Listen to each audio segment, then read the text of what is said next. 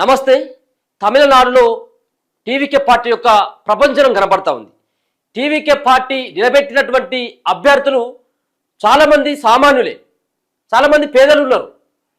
దాంట్లో భాగంగానే ఈ యొక్క టీవీకే పార్టీ అధ్యక్షుడైనటువంటి విజయ్ ఒక అభ్యర్థి గురించి మాట్లాడుకోవాల్సిన అవసరం ఉన్నది. ఆయన నిలబెట్టినటువంటి అభ్యర్థి ఎవరు అంటే ఈయన ఎవరైతే ఉన్నారో ఈయన పేరు శబరినాథన్.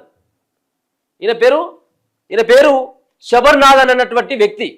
ఈయన విరుగంబక్కం అన్నటువంటి నియోజకవర్గం నుంచి ఆయనను పోటీలోకి బరిలో దింపడం జరిగింది టీవీకే పార్టీ అధ్యక్షుడు విజయ్. సో ఇప్పటికే ఆ ప్రత్యర్థి డిఎంకే పార్టీకి సంబంధించినటువంటి అభ్యర్థి పైన ఈయన దరిదాపుగా 4000 ఓట్ల మెజార్టీ తోటి ఈ యొక్క 4 రౌండ్లలో దూసుకుపోతా ఉన్నాడు. ఈయన ఎవరో కాదు, ఎవరైతే విజయ్ ఉన్నాడో విజయ్ కారు డ్రైవర్ యొక్క కొడుకు. ఇలా ఎమ్మెల్యే కాబోతా ఉన్నాడు. సో వీటన్నిటి కూడా ప్రజలు గమనించిండు. నిజంగా విజయ్ ఎవరెవరికి టికెట్లు ఇవ్వాలన్నటువంటి దానిపైన ఒక ప్రణాళికబద్ధంగా ఇవ్వడం జరిగింది, ఒక ప్లాన్ ప్రకారం ఇవ్వడం జరిగింది. అంటే ముఖ్యంగా పైసలు ఉన్నటువంటి వ్యక్తులను చూజ్ చేసుకోలే, చాలామంది సామాన్యులను ఎంపిక చేసుకోవడం జరిగింది. ఇదంతా కూడా ఆ పార్టీకి కలిసి వచ్చినటువంటి అంశంగా చెప్పుకోవచ్చు.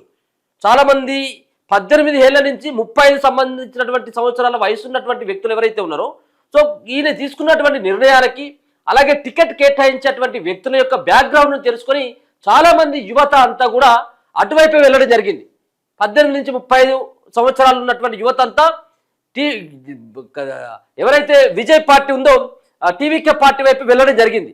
సో ఒకసారి చూసుకోవచ్చు, ఆయనకు టికెట్ ఇచ్చిన తర్వాత సో ఆయన పాదాలకు నమస్కరించడం జరిగింది, విజయ్ యొక్క పాదాలకు నమస్కరించడం జరిగింది. అంటే ఎవరు కూడా ఎక్స్పెక్ట్ చేస్తారు, ఒక కారు డ్రైవర్ కొడుకు ఇట్లా టికెట్లు ఇచ్చాడు. మనం సినిమాలలో మనం బోనర్ని చూస్తూ ఉంటాం, ఇటువంటి సీన్లు చూస్తూ ఉంటాం. కానీ రాజకీయాలకు వచ్చిన తర్వాత పైసలే ప్రాధాన్యం, పైసలు లేకపోతుంటే ఇక రాజకీయాలు చేయలేమన్నటువంటి ధోరణితో ఉంటారు.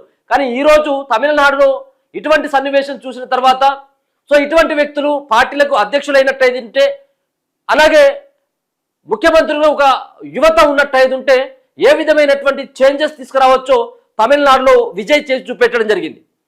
ఆ పార్టీ కన్నీళ్లు గార్చడం జరిగింది. అదే సంబంధించినటువంటి పార్టీ అభ్యర్థి ప్రకటన రోజు ఈయన కారు డ్రైవర్ యొక్క కొడుకును సైతం నేను తమిళనాడు అసెంబ్లీకి పంపుతానని చెప్పేసి ఆ రోజే విజయ్